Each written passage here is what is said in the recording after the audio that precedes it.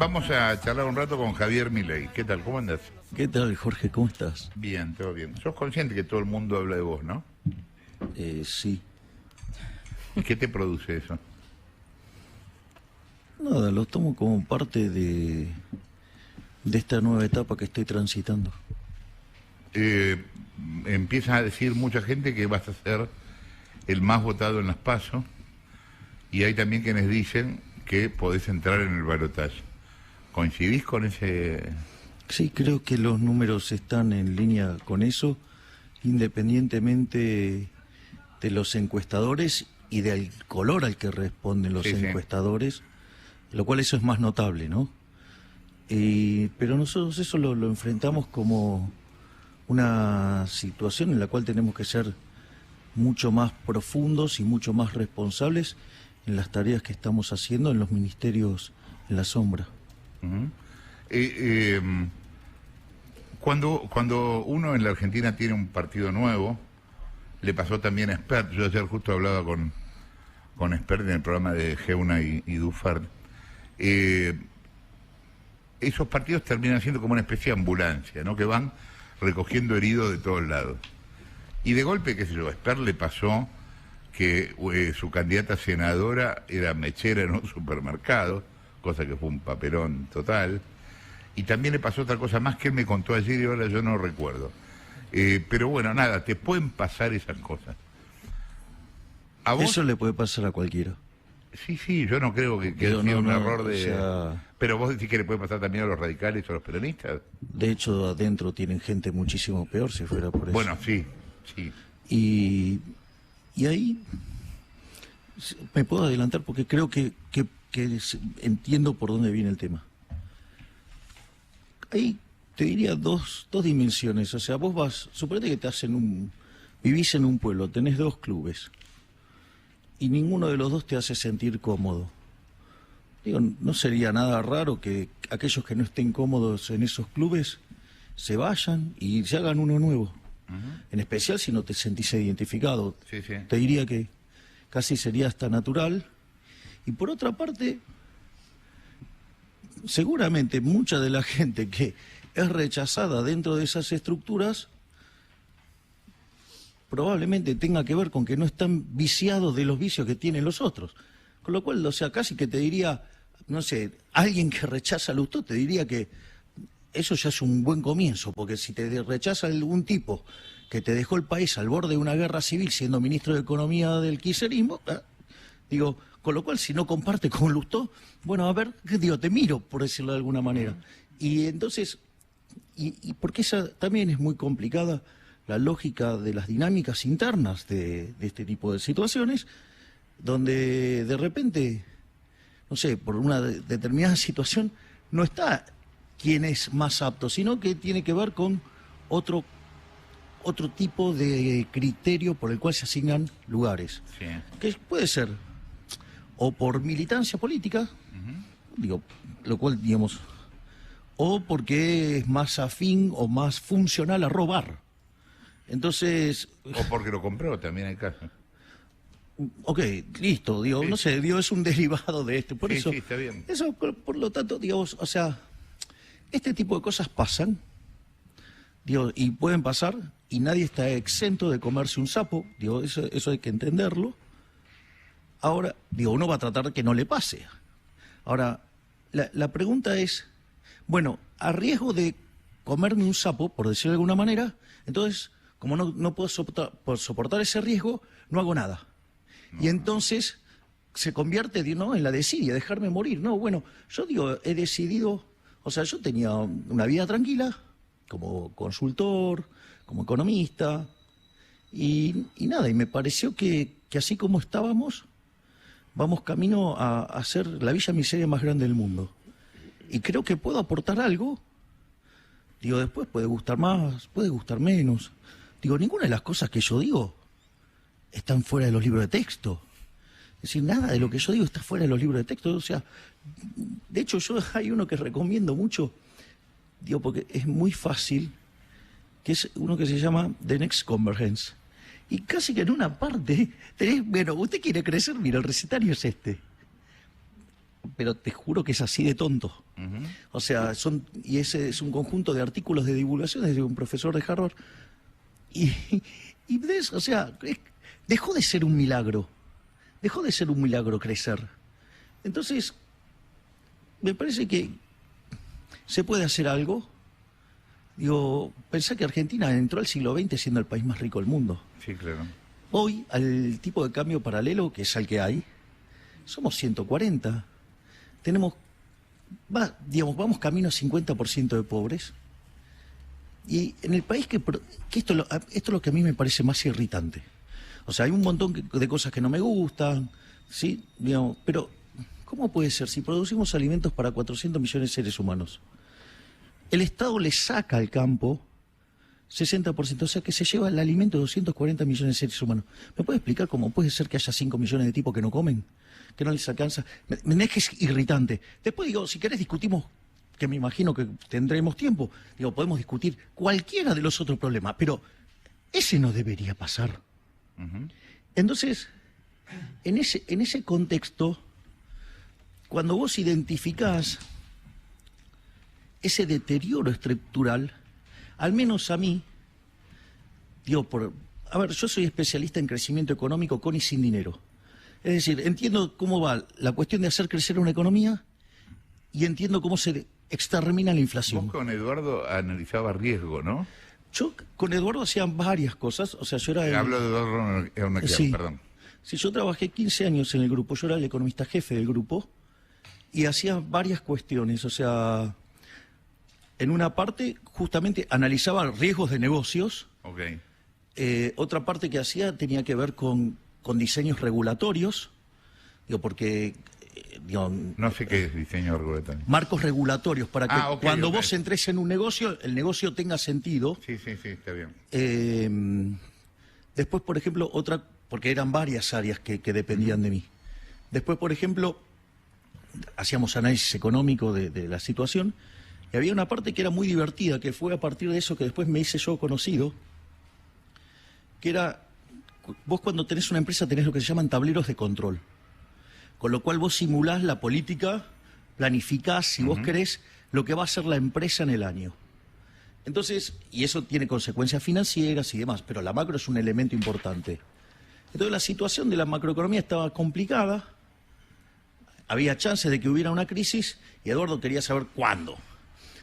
Bueno, era muy complicado saber eso, pero vos... Él habla muy bien de vos. Bueno, digo, yo tengo un gran afecto por él y mucha admiración. Sí. De hecho, yo siempre le digo que él es el empresario schumpeteriano.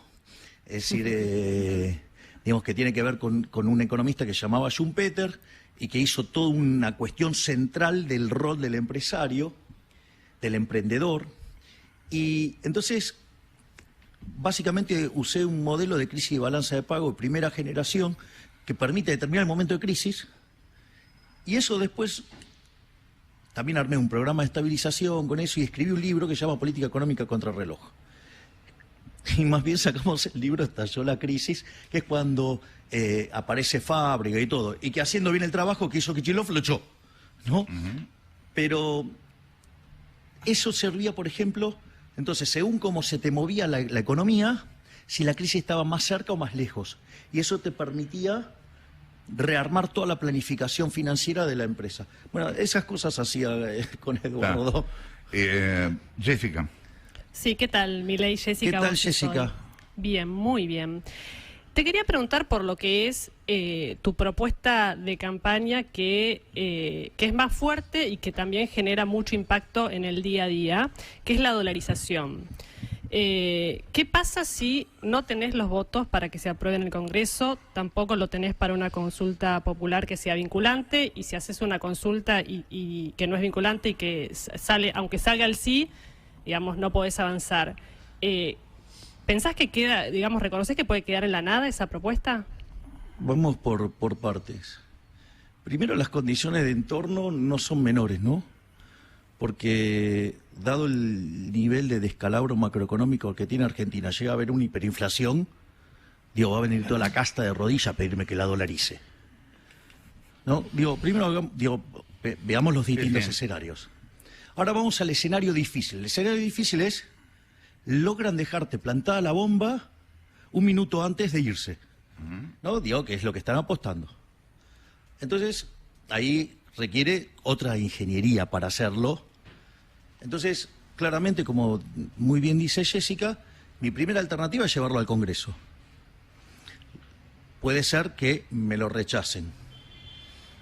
Yo no iría por un referéndum que es vinculante, sino que lo haría por un plebiscito. Una consulta popular, que la gente se manifieste. Entonces, si el Congreso votara en contra, bueno, quedarían expuestos que están en oposición a lo que la gente quiere. Aún así, para mí eso no es un problema, porque si me lo llegan a rechazar por todos los mecanismos, lo que hago es acelero el ritmo al cual corto el gasto público, y en lugar que el sector público sea un elemento que genera expansión de la cantidad de dinero, se vuelva fuertemente contractivo. Esto pasó con la Baña. Es decir, el Estado, después del ajuste durante y post-Remes-Lenikov, en inercia, fue tan grande que te absorbía pesos. Entonces, el tipo de cambio que te había llegado a 4 se te cayó a 2.20 y con el Banco Central comprando. Es decir, se puede hacer. ¿Cuál es la diferencia? La diferencia es la velocidad de ajuste. Para mí es muy importante bajar rápido la inflación. Desde mi punto de vista, querer recrear una moneda, no solo que es más costoso en términos de tiempo, sino que es más riesgoso, porque siempre está la posibilidad de que te vuelvan a invadir, por decirlo de alguna manera. Lo voy a hacer con un ejemplo práctico, para que se vea, digamos, que no tiene sentido cuando se habla de la independencia del Banco Central. A ver, cuando vos tuviste la convertibilidad del Banco Central era independiente. Era independiente. Además tenía una regla monetaria bien clara y dura, que era solamente emitías contra demanda de pesos. Porque vos, cuando querías tener un peso, ¿qué hacías? Agarrabas un dólar, ponías ese dólar, el Banco Central te daba ese peso, y vos ese peso lo usabas, lo habías convertido porque querías hacer alguna transacción. Es decir, ese peso tenía demanda de dinero. Eso es lo que implicó que a los 20 meses, vos viniendo de 2 hiperinflaciones, en enero de 1993, Argentina era el país con menos inflación del mundo. Esa es la realidad. Con lo cual, Jessica, perdón, terminar el argumento. Sí. Una vez que vos tenés esa situación, no solo que esa regla era dura, clara, todo el mundo la entendía, fue exitosa. Es más, ganaba elecciones. ¿Y cuál es el problema? El problema es que es más, hay una cuestión mucho más importante desde mi punto de vista. La estructura contractual de la economía estaba diseñada sobre la regla. Es decir, todos los contratos eran dólar 1 a 1. Claro. Y a pesar de eso, que romper la regla, todos sabíamos que era carísimo, y de hecho lo fue, lo más grave de todo esto es que cuando el fisco se quedó sin plata, fue y rompió la regla. ¿Y qué nos dijeron? Que esta vez iba a ser diferente. Y la inflación durante los primeros 4 años del régimen K fue 9%, en promedio, ponele 10, sí. Vamos a redondear. 20 en el segundo periodo del régimen K, 30 en el tercer periodo del régimen K, durante Macri fue 40%, y ahora viaja arriba del 100%, y las chances de una hiperinflación son enormes. ¿Qué quiere decir esto? Que no fue diferente, que los políticos no cambian. Si yo miro la historia argentina, mirá, antes de 1935, que tuviéramos Banco Central, la inflación era del 0,9% anual. Durante los primeros 10 años de Banco Central, que era mixto, fue 6%, que es muy alto para los registros de la época. O sea, 6% del 35 al 45 es mucho, es una barbaridad. Después, desde el 46, que lo nacionalizamos, hasta el año 91, que es el repudio final, ¿no? La inflación promedio es 250% anual. Y tenemos 2 hiperinflaciones sin guerra, la de Alfonsín, con 5.000 en el índice de precio mayorista, y 1.200 casi con Menem.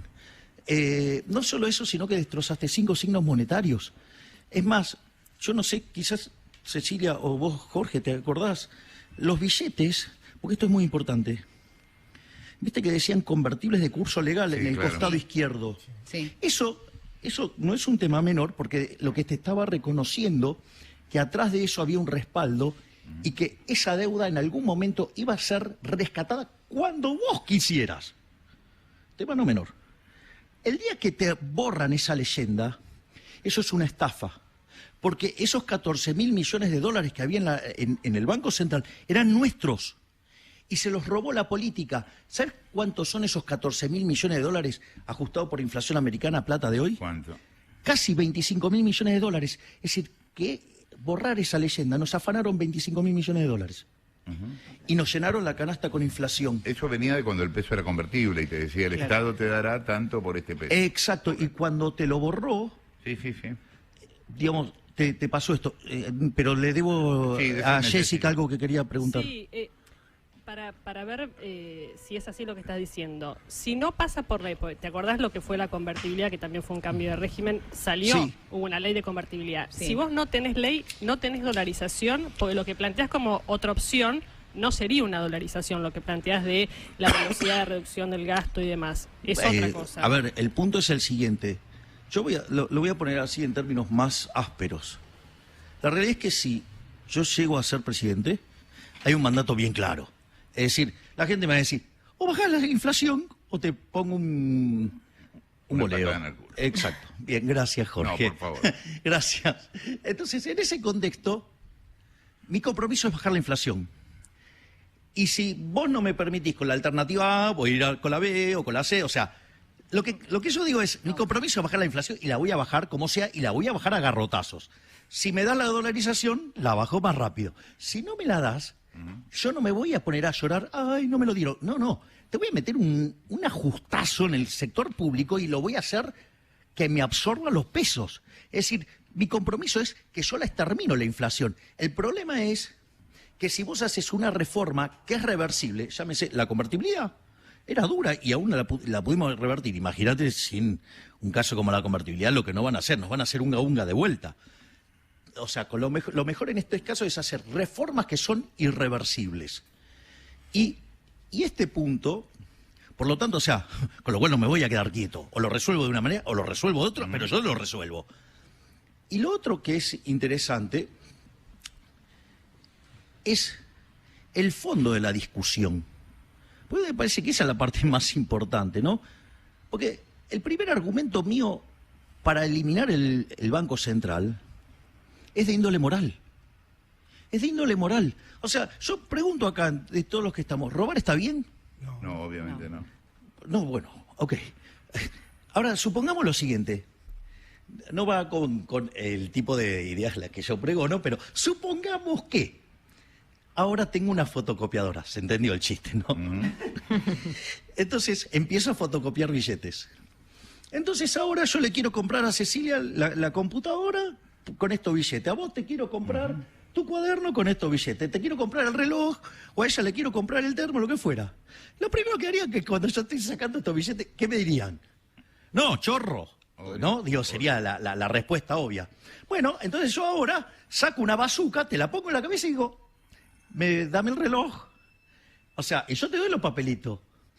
Digo, es legal, pero no es legítimo. Es decir, en el fondo, eso se llama curso forzoso. Y ahí es donde aparece la estafa.